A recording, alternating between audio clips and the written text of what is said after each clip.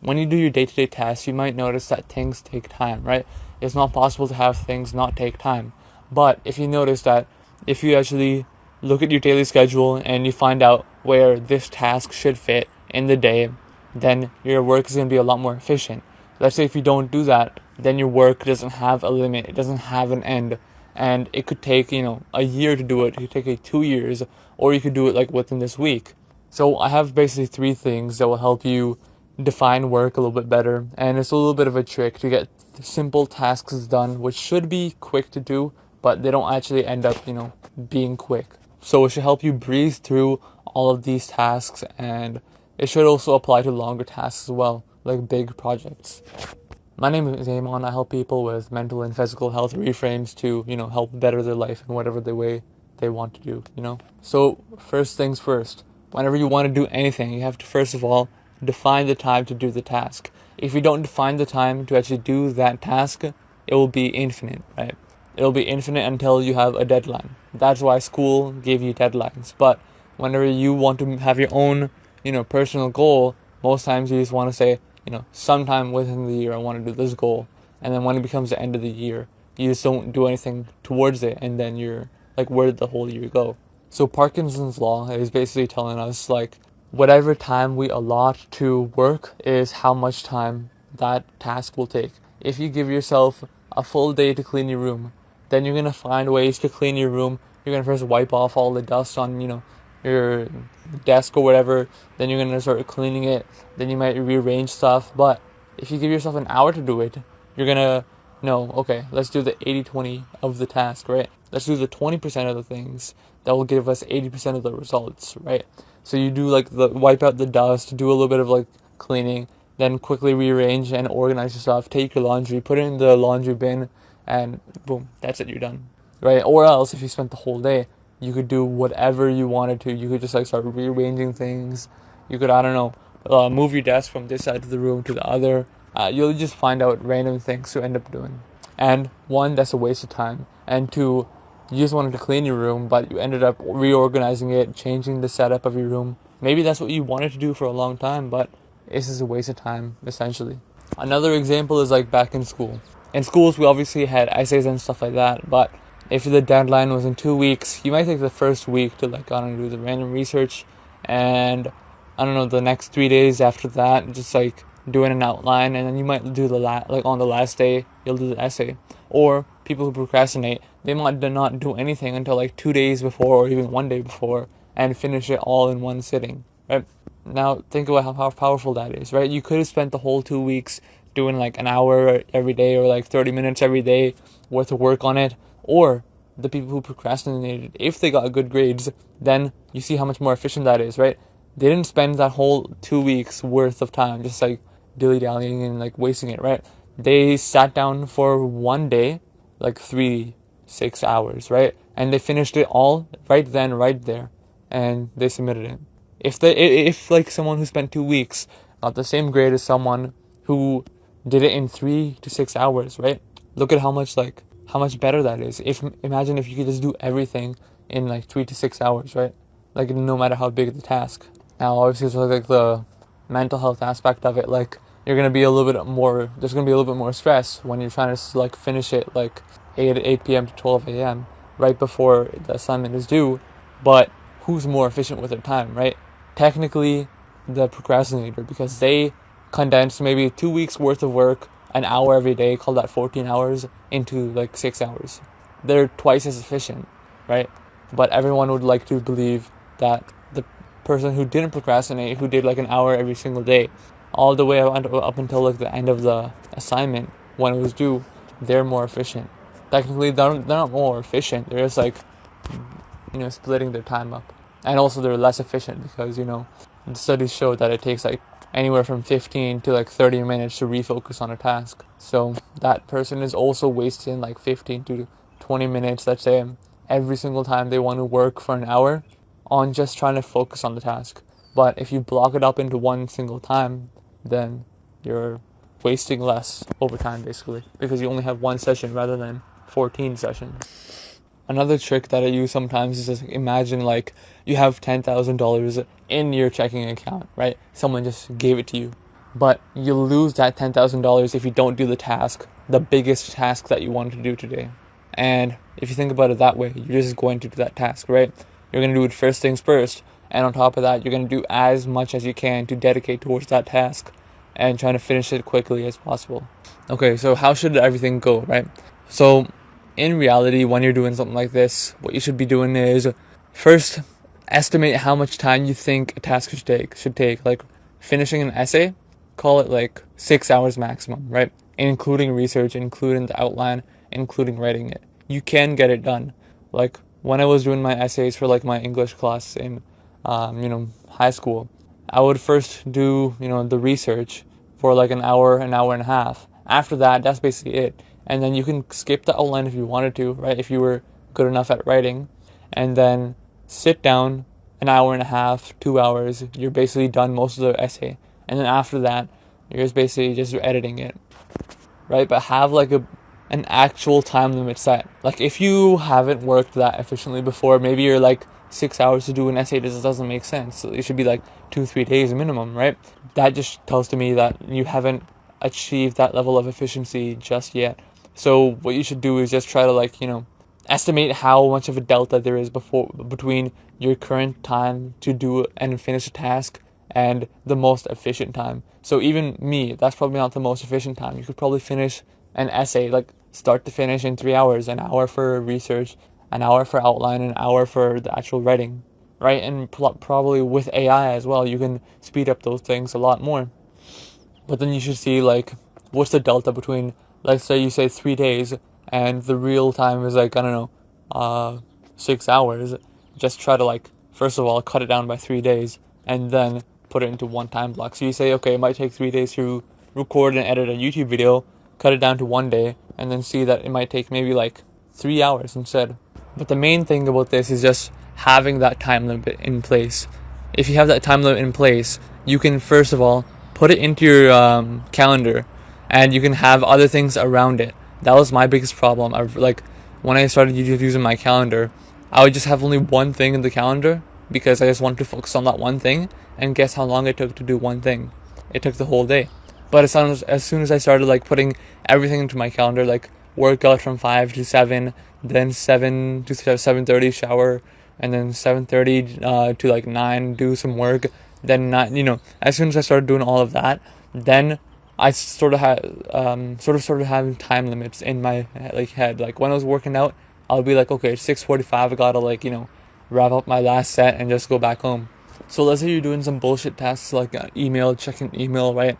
Checking, I don't know, some random dashboard for your business or something, right? It doesn't really it has some benefit to it, right? But it's not really an important task. It has to be done right now. So instead, what you should do is batch it all into one thing. So go throughout the whole day, and let's say at 2 p.m. you check all your emails, all your text messages, Discord messages, do your dashboards for your business, how much profit, revenue, losses, how much all of that is, right? Check everything, right? In that one time frame. And then you only need to check it once a day. So then you can see okay, I need to, improve on this thing tomorrow, or I can just, cut this, whatever, right? You actually need only just 1 hour of time, maybe even 15 minutes of time actually realistically to check all of that. And you can make your decisions on what to do from there. So it doesn't really make sense to keep on checking your phone, keep on checking everything, right? If we got an Amazon package coming, it's gonna come, right? You don't need to keep on checking on it, right? Checking on it is not gonna make it come faster. Checking on it is a waste of time. You're wasting 3 minutes every single time you check it. You probably check it 10 times per day or something. That's a waste of time. And on top of that, as soon as you start checking something, it's not just that one thing you're checking. You're going to check that, then you're going to check YouTube or something, then you're going to check social media, then you're going to check your messages, and already you just piss away 30 minutes of time, right? But if you batch it all into one time frame of 15 minutes, you're going to know, okay, I have to check the most important stuff first. If I finish that, then I can check the random bullshit, and then you can move on to the next task. Okay, the next thing is take baby steps, right? So sometimes you're just not really feeling it that day, but as soon as you start pushing yourself to do a little bit, that's what you should be doing. You should be doing the baby steps to get towards the task. So another way this manifests is perfectionism, right? So perfectionism is kind of the antithesis of baby steps. Baby steps is like you slowly, make progress on your goals, and you slowly ease yourself into it until you feel it, and then, you go. But perfectionism is kind of like, if I don't really feel it, if I don't get it perfect all the way through, it's kind of worthless. Or another way you can manifest is like, if I don't get it perfect at the end, it's not worth it.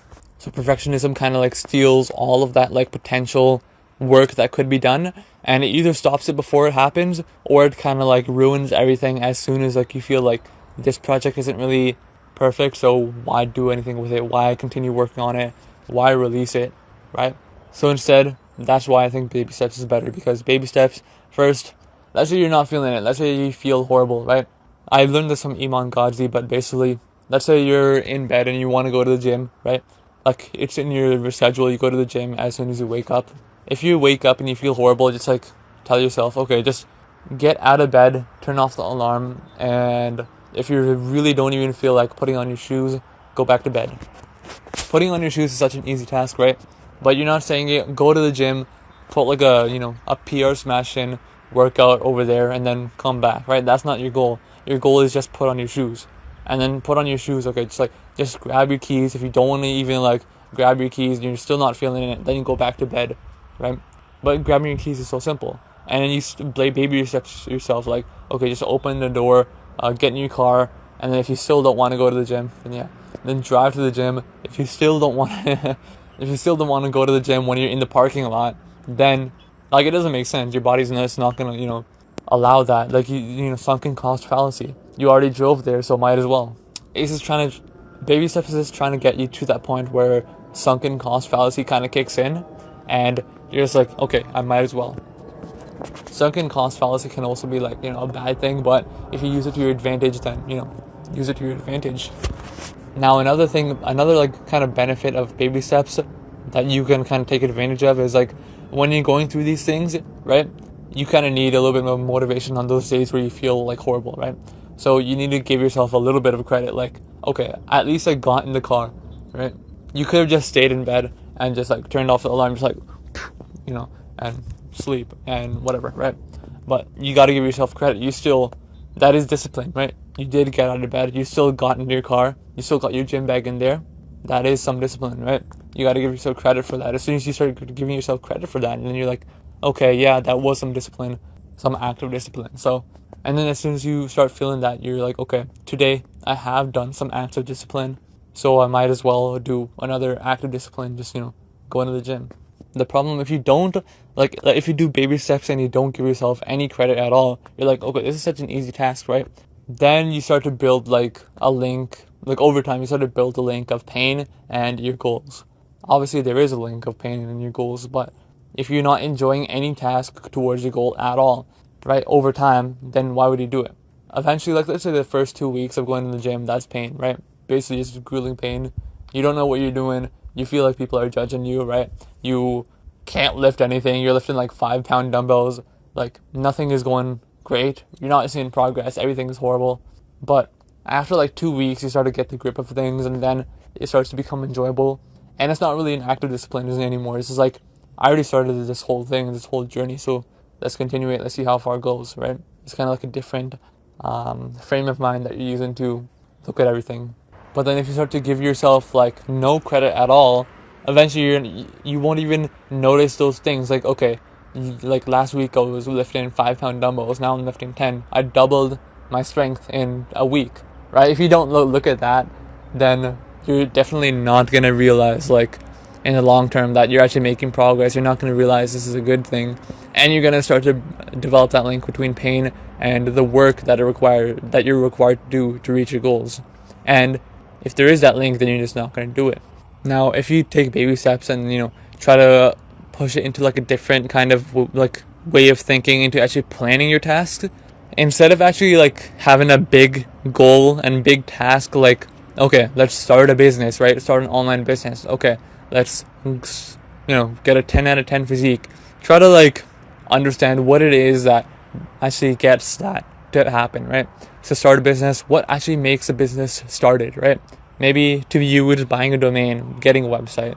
Maybe to you it's I don't know, cold calling someone and trying to see, is there any interest in your product? If you're trying to get a 10 out of 10 physique, it might be just like, first of all, driving to the gyms in your area or looking on Amazon to see how much a home gym would cost and taking that first step to realize like what you could actually do, to actually do the first step, right? As soon as you start planning these tiny micro actions and, let's say you have like a task list, right? Like 10 out of 10 physique, right? First, find a gym. Second, go to the gym for the first time, get a membership. Third, do a workout at the gym, like do one set at the gym. It doesn't matter of what. And then, you keep on going. Eventually, then you have like, those are really simple tasks, right? Like find a gym, go to the gym, get a membership, do your first set at the gym. Those are simple tasks. Anyone can do that. It doesn't matter like who you are. Like I feel like there's actually almost no way to not get those tasks done. Maybe like if you're like, I don't know, bedridden, yeah, but whatever. As soon as you got those, tasks done, you already have made a lot of progress because you actually started something. A lot of people don't even start something. They're like, yo, I want to get into investing. And then 10 years later, they're like, I still want to get into investing. Like, you didn't even like open up like a stock account or like, a crypto account or whatever account to like whatever you want to invest in, right? You could have even just gone to the jeweler, got like a gold ring. That's an investment, right? You bought gold. So taking that first step, that will actually get you started on the project. As soon as you start on the project, then you can start planning out the next micro actions. Like, then your next action for this, like, let's say gym example, it would be, let's go ahead and find like a program online. Let's go ahead, find a diet plan. Let's go like, put them in like, I don't know, your workout tracking app so you can actually easily follow the program. And then you can keep on going all of that, And then at that point, it's just an execution of the same thing every single day rather than finding out what the next thing is to do and then trying to, do that. But you see how it is. Just like those tiny micro actions, it takes something as big and daunting as like getting a 10 out of 10 physique and it breaks it down into like 8 steps so far, and obviously there's more steps, but yeah, make it simple. That's just obviously the best idea. Like you can even break it up even more, like get groceries, right? You can break that down into get in your car, drive to the grocery store, look for the groceries, buy the groceries, put them back in your car, and drive home. You could break it up into even more subtasks like open your front door, close your front door, lock your front door, open your car, open the door, go in your car, right? Or you can even break it up into more. Put your right foot 1 foot forward, right? Like you could break it up as much as you want to, but obviously you don't want to put in your task list like open front door, close front door, lock front door. You don't want to put that much detail, but you want to put a little bit more detail so you kind of have a plan in your mind on how to actually get things done, right? And notice this, as soon as you actually start putting these micro actions, like you're not going to be like wandering around. You're not going to be like randomly watching YouTube videos, trying to research or whatever. Like you already know to get to the gym, you got to go to the gym, right? If you want to get into the gym, go to the gym. It's simple, right? If you want to start a business, start a business, right? But like if someone just tells you, hey, I want to start a business, and someone tells you, like, okay, so start it. That doesn't tell you anything. You don't know if you should be researching for like a month on what you should do before you start it. You don't know anything about that at that point. So as soon as you start breaking up these micro actions that you know to be true to actually get yourself towards the goal, that's more time efficient as well because you're not spending so much time just trying to research as well, And then the last tip is trying to take control of everything that you can, right? So if you've heard about Stoicism, you know that you can't control everything, but what you can control, try to control it. You can control your environment around you, but let's say you can't even do that. You got like your family, they're gonna mess up your environment. Then what you can control is what you tell them. You're not gonna just keep on like putting these chairs back together, and then whenever someone sits there, they leave it how it is, right? You're gonna put the chairs back where it is, and then if you see someone, then you tell them, hey, I want to design this environment like this. Help me do that, so I don't have to keep on doing all that. So try to control everything that you can. So first of all, I gave the example with the lifestyle design thing. You can tell your family, I want to design my life this way. Can you help me with this, right? You can keep on doing stuff like that. But how should you design your life? How should you control your life in a way that it'll help make tasks take less time? So first of all, eliminate distractions, right? So if you have your phone in your room while you're trying to do important work, you're a retard, right? Take your phone, chuck it across the room. Take your phone, throw it, throw it into the field. Like your phone is not really, at least in this day, if you buy a phone from like Apple or like Google, if you buy that phone and you set it up how they, say on the like setup screen, at that point in time, it is not a tool. It is a distraction device that also has a side benefit of, being able to communicate with people, text people, call people, right?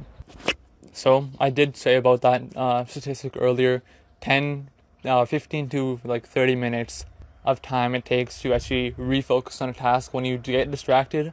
Every, notification you get, any buzz of your phone, right? That's all one way that it could potentially get you out of flow state. As soon as it pulls you out of flow state, it'll take 15 to 20 minutes to 30 minutes even to get back into it. So you don't want that to happen, obviously. So eliminate distractions. Take your phone, chuck it away. On top of that, put your phone on airplane mode, do not disturb, and meticulously go through every app on your do not disturb list and only allow the things that you want, like your calendar app. What else would you want? Your task app, if you have reminders on there. Maybe, just maybe, favorite the contacts that you want to go through, like your mom, your dad, whatever. Favorite those contacts to come through, because otherwise maybe they'll get pissed, like you've never picked up my calls for like a whole month because you have your phone on do not disturb mode all that time, right? But you just do that instead, right? And you save time that way by, not getting distracted every single time you want to do a task. On top of that, where you're actually doing your work, clear everything. You only want you and the task to be there, and anything that requires you to connect with that task. Let's say you're coding, right? You don't need Spotify. Maybe, okay, let's say you want some music, whatever. But you don't need the Spotify window to be showing there, right? Because then there's going to be some notification. It's going to say, yo, Kanye West dropped a new album, or I don't know, whatever Spotify does, right?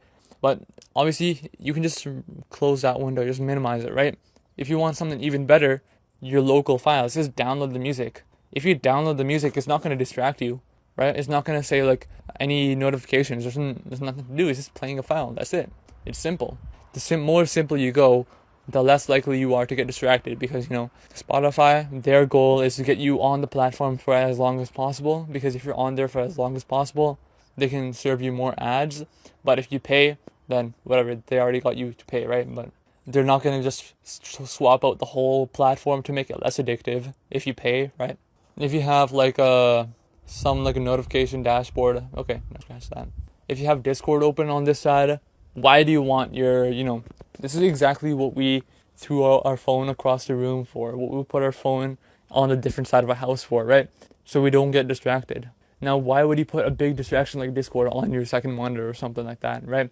Any new message instantly that's going to take you out of flow state. Just close everything, focus on the coding task. That's it. Close all tabs, everything. Put your computer on do not disturb mode as well. You want to make sure there's no like random gadget, trinket, or any phone or anything like that. Nothing should be there. Just you, your keyboard, your mouse, and the screen. And then finally put on a timer so you know how much time you have for the tasks that you're doing right now. Now, if you want to do a little bit more, on top of that, you could do website blockers. So like if you're researching, like let's say you make you're coding, right? And I don't know, you got some error, you don't know what the hell it means. So you go ahead and search it up on, your browser, and you go on Stack Overflow, something like that. You try to search up what the problem is, right? And then someone is going to put like a link to Twitter or something like that, because they say like, okay, there's a solution on this guy's Twitter. And you go on there and you look at the solution, you put it back, and the tab is open. And you click on the home feed and you start scrolling, boom. You already lost. You just lost, right? In order to win in that situation, get there's a thing called News Feed Eradicator. That will disable the home feed for every website online. It's really good. You should have it. It's the bare minimum. If you want to search up like a YouTube video, search it and then watch it, right? You don't need it to be recommended, because you're going to be enticed to go back to the home screen, start scrolling, waste time. I've been through this. I've been through this a lot. I know that this is a kind of measure that you need to take. People are just going to say, oh, just use self-control, bro. You can't win against like an army of like 5,000 nerds on nootropics trying to code their platform to make it as addictive as possible. You can't do self-control against that, right? They're trying to use like an M1 Abrams tank, and you're trying to pull up with like, I don't know, a knife. You just can't do that. You've got to come up with like a nuclear bomb and just wipe out everything so that they can't even get to you, to get you to that point where you can start scrolling, being on the platform longer. They get ad revenue, right? It's all incentives, right? I think iPhone, they have a thing called focus modes. Use that. I don't actually really use iPhone except for I have this to record. Otherwise, I don't really use iPhone. I use, Google. But on Google, they also have those focus modes, at least on Android. What am I on? 16. They have it on Android 16. So you can go ahead and set up a focus mode. So you can say, if I'm working, block every notification out there except for, I don't know, family members trying to phone me. And not even family members trying to text me. You can have it that granular on Android. So you can say, I only want calls from my family members, not text. Because text, they're probably less urgent, right? If someone is trying to get you and they're trying to urgently get to you, they're going to text you. And then if they really want your attention, then they're going to call you, right? Or if they just want your attention immediately, they'll just call you. Right? That's just what it is. But then you can also switch those focus modes. So if you want to just be in like a regular mode, you just go ahead, make it regular focus mode, and you can just block out all the random like notifications from like Call of Duty Mobile or some bullshit like that. So now that you've eliminated basically all distractions that you can, and you've blocked distractions, now you need to realize the way that you do one thing is the way that you do all things, right? So if you are prone to get distracted in some other part of your life, it might happen. Actually, no, scratch that. So you've got to be mindful about the way you approach any task in life. If you just approach a task like thinking that this is going to be hard, I don't want to do it, and then eventually you get to do it because you're just going to push through. But if you keep on doing that, you're just like making it harder and harder to actually do the task, right? You got your work habits. If like at your actual work you're kind of like lazing around, you're not really doing too much, you're doing the bare minimum, then when you come home, it's not going to be like you're going to be like a superstar in the work, right? You're going to be the same person. So you've got to change the person you are for everything, and then you can go ahead and have that superhuman focus and efficiency everywhere, right? Even if you don't like your job, you still could try to move up. You still could try to do the best you can there, even if it's grueling. If it is really grueling, then just don't do that job. But then once you have that work ethic there, it will carry over everywhere else. If you develop it with your own work and then carry it everywhere else, then that's also another way you can do it. But you can't just like switch like that. It doesn't really work. You can't just be one person at work and then one person at home for your own personal task. Not like that. This is why if you're late to your, you did your interview, you're hired by a job, and you're late to the first day of the job, you're fired, right? Because that first impression lasts. You don't really just change like that, right? And they realize, okay, on the first day of the job, the most important day, they're late, they're not going to be a good performer in the company, right? So they cut their losses immediately like that. That's because they know how you do one thing is the way you do everything, right? If on the most important day of the job, you don't do what's required, then how are you going to do what's required for any other day, right? And this is kind of like related to baby steps, but you can build the discipline with anything, no matter how small it is, right? So let's say you come back home, you're tired, and you take your socks off, you put it on in your room, and you just take off your clothes there, you switch clothes, right? And you just leave it there. That's not an act of discipline, right? The way you do one thing is the way you do everything. If you approach even that tiny task of switching clothes with the discipline, you can just go ahead and put that in the laundry, and then you'll realize that is discipline, right? When you start having the mindset of approaching every task with a discipline like that, then it's gonna be better, right? Because if you are the person who can even approach the task of picking up your laundry with a discipline, then obviously you're going to be working with discipline, right? Obviously, you're not going to let some random Twitter notification distract you. Why? Because you're going to follow the previous steps. You're not even going to have Twitter open. If you have Twitter open, you're going to have that newsfeed blocker, right? eventually you start priding yourself like, I am that kind of person who takes discipline to the smallest tasks possible. If you do that, you'll bring it to everything else, right? If you pride yourself on the quality of your work, then you're not gonna like be at home and cooking up, and you're just gonna cook up like, I don't know, a shit like omelet, right? You're gonna cook it up with quality if you can, right? Because you take pride in your quality of work. If you even take pride in your quality of work with your eggs when you cook at home, that's gonna be the same thing with your job, with your own personal endeavors. So yeah, those were my 3 tips to. Okay, so yeah, those were my 3 steps to basically do them. So yeah, those are basically my 3 steps to be the most efficient that you can with any task that you want.